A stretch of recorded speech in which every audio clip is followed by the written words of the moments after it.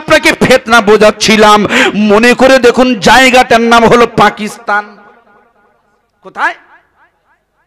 পাকিস্তানে একটি ইমাম বার হয়েছে, ইমাম, যে ইমামের শুভ সূচনা আল্লাহ রসুল বলে দিয়েছে ১৫০০ বছর আগে, কিন্তু এই ইমাম তো সে ইমাম নয়। বর্তমানে পাকিস্তানের জমিনে ইমাম মাহাদি বলে একজন ইমাম বার হয়েছে না? আরে হ্যাঁ না, একটু বলুন না, বার হয়েছে, আপনি দেখেছেন? আপনাদের কি মনে হয় ইমাম মাহাদি? ইমাম মাহাদি রসুল বলেছে খানায়ে কাবার চাতোয়ালে, মাতোয়াপের ওই যে চাতোয়াল, ওখানে তোয়াপ করার সময় উনি আত্মপ্রকাশ করবে। আত্মপ্রকাশ মানে মানুষ চিনে ফেলবে তাকে, চিনে যাওয়ার পরেও তিনি তার পরিচয়টা গোপন করবে যে আমি ইমাম মাহাদি না। কেন? দায়িত্ব থেকে সরে আসার জন্য। কারণ ইমাম মাহাদি বার হলে তার উপরে গোটা বিশ্বের মুসলিম উম্মাহ ওই হুজুরের উপরে দায়িত্ব অর্পণ করে দেবে, ওনার নেতৃত্বে পৃথিবী চলবে। কিন্তু পাকিস্তানের যে ইমাম মেহেদি, এরে কেউ মানে না, তবু বলছে যে আমি ইমাম মেহেদি, আমাকে তোমরা সবাই চেনো, মানো, আমাকে জানো, আমি ইমাম মাহাদির নেতৃত্ব দেব। আমার ভাই সব এই ইমাম মেহেদি হতে পারে না আমার বন্ধুরা। শুধু তাই নয়, ও যদি ইমাম মেহেদি হতো তাহলে তার মুখে দাড়ি কোথায়? তার আল্লাহ রসুল যেগুলো বলে গিয়েছেন যে আলামতগুলো, এই আলামতগুলো কোথায়? এ ইমাম মাহাদি হতে পারে না। বর্তমান সময়ে ইসরায়েল আর প্যালেস্টাইনের যে যুদ্ধ চলছে, এই যুদ্ধে থামানোর জন্য ইমাম মাহাদি কিন্তু নেতৃত্ব দিত। আজ পর্যন্ত ইন্টারনেটের ওই ফেসবুকের কোন পেজে কোন নেতৃত্বের বার্তা কি দিয়েছে? নিজেকে ভিউ বাড়ানোর জন্য, ইসলামকে শেষ করে দেওয়ার জন্য এই রকম ফিতনাবাজ শুরু হয়েছে। ফিতনা, আলেমরা ফিতনা, তবে সবাই না, আলেমরা স্টেজ থেকে ফিতনা ছড়িয়ে দিচ্ছে। রসুল বলে দিয়েছেন, আল্লাহর হাবিব, আমার উম্মতের মাঝে এক শ্রেণীর ফিতনাবাজ, এরা ফিতনা করে বেড়াবে, ইমানটা ধ্বংস করে দেবে। চূড়ান্ত পর্যায়ের চূড়ান্ত ফিতনা যিনি সৃষ্টি করবে, যার নাম হলো দাজ্জাল। আর এই দাজ্জাল যেখান থেকে বার হবে ওই দেশের নাম হলো ইসরাইল। ইসরাইল, ওটি ইসরাইল ছিল না পৃথিবীর ইতিহাসের ম্যাপে, ওই দেশের নাম আজও আছে, যেটাকে আরবিতে বলা হয় ফিলিস্তিন আর ইংরেজিতে বলা হয় প্যালেস্টাইন। একটু আওয়াজ দিয়ে বলবে সুবহানাল্লাহ। প্যালেস্টাইনের মুসলমানেরা আর ইসরায়েলের ইহুদিরা, এদের দ্বন্দ্ব একটাই দ্বন্দ্ব, মুসলিম নিধনযোগ্য। এরা মুসলিমদের বিরোধিতা করে, এরা মুসলিমকে ধ্বংস করতে চায়।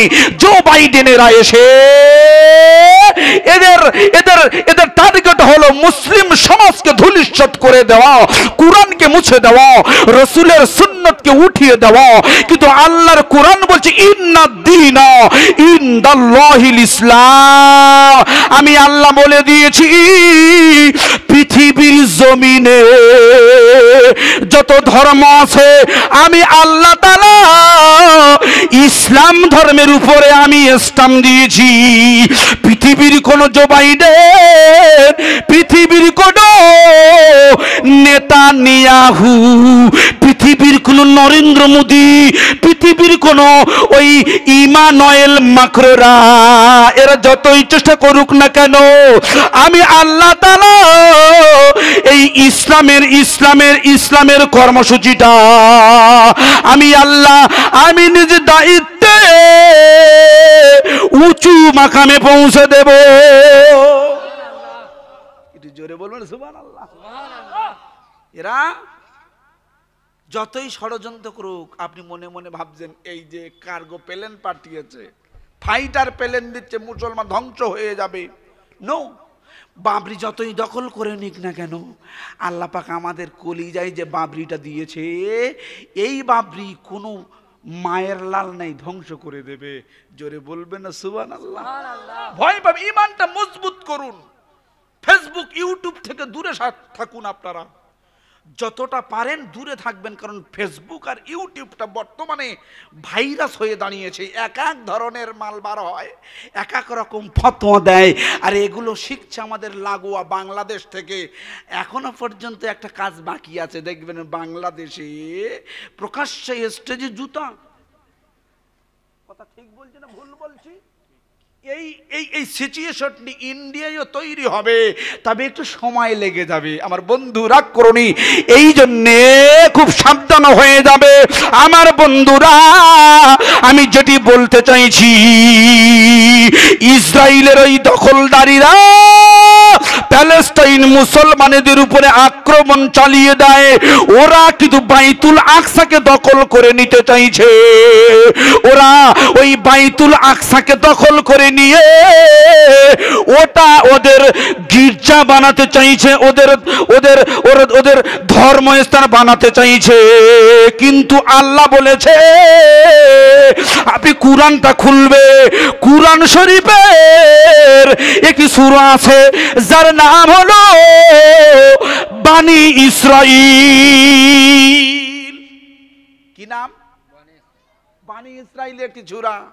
1 নম্বর আয়াতটা খুলবেন, বিসমিল্লাহির রহমানির রহিম, সুবহানাল্লাযী আসরা বিআবদিহি লাইলাম মিনাল মসজিদিল হারাম। আছে না নাই? আছে তো। আল্লাহ এখানে কি বলছে, যে হে হে পৃথিবীর মানুষ শোনো, সুবহানাল্লাযী আসরা, পবিত্রময় সত্তা তিনি তার স্বীয় বান্দাকে ভ্রমণ করিয়েছে রাতের বেলা। কোথা থেকে কোথায়? বাইতুল হারাম থেকে। বাইতুল হারাম মানে কাবা থেকে বাইতুল মুকাদ্দিস পর্যন্ত এই জায়গাটাই ভ্রমণ করিয়েছে। মনে করে দেখুন তো, ওই ইসরায়েলের দখলদারেরা বাইতুল মুকাদ্দাসের ভিতরে ওরা যখন নাপাক শরীর অবস্থায় জুতা পরে, বুট পরে, শু পরে ওই মসজিদের ভিতরে যখন ঘোরাফেরা করে, আল্লাহর লানত তখন পতিত হয়ে যায়। এই জন্য লানত পতিত হয়ে যায়। মনে করে দেখুন, আল্লাহ রসুল যে সময় ওই জিব্রাইলের নেতৃত্বে বোরাকে চড়ে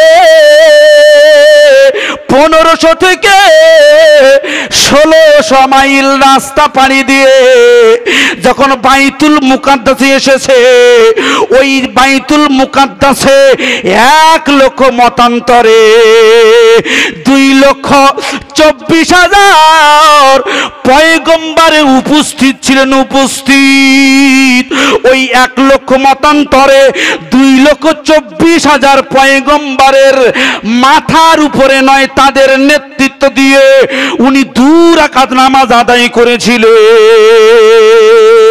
আর এই জন্য হাদিস পাকে বলা হয়েছে, ইয়া ইমামুল মুরসালিন, আমার আপনার নবীকে গোটা পৃথিবীর নবীদের ইমাম করে আমার আল্লাহ সম্মানটা বাড়িয়ে দিয়েছে।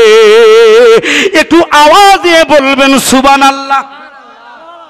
একটু জোরে বলবেন না সুবহানাল্লাহ।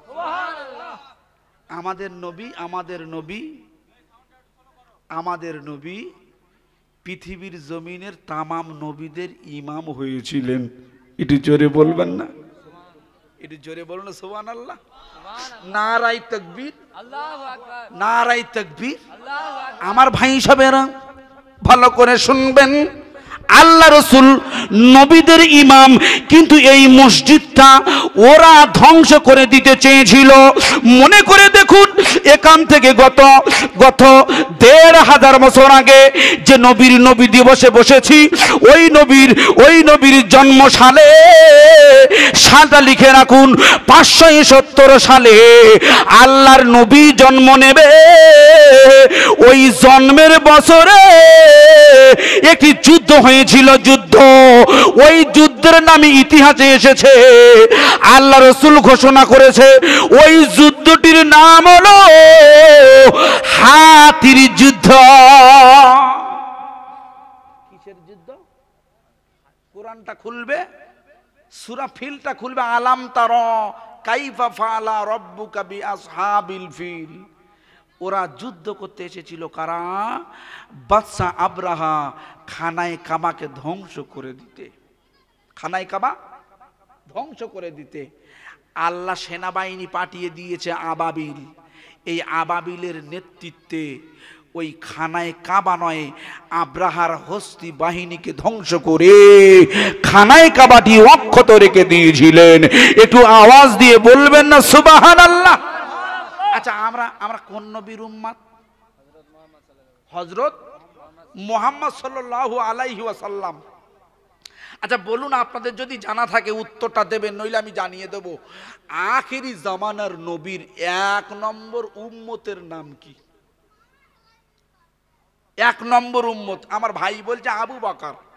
একদিক দিয়ে ঠিক হয়েছে, কিন্তু সিরিয়ালের দিক থেকে, সিরিয়াল আমরা যারা এখানে বসে আছি আমরা কেউ বলতে পারবো যে আমরা 1 নম্বর বা কত নম্বর জানি কি জানি না, কিন্তু আমি সিরিয়ালের দিক দিয়ে বলছি 1 নম্বর উম্মতের নাম আমি আপনাদের জানিয়ে দেব। মনে করে দেখুন,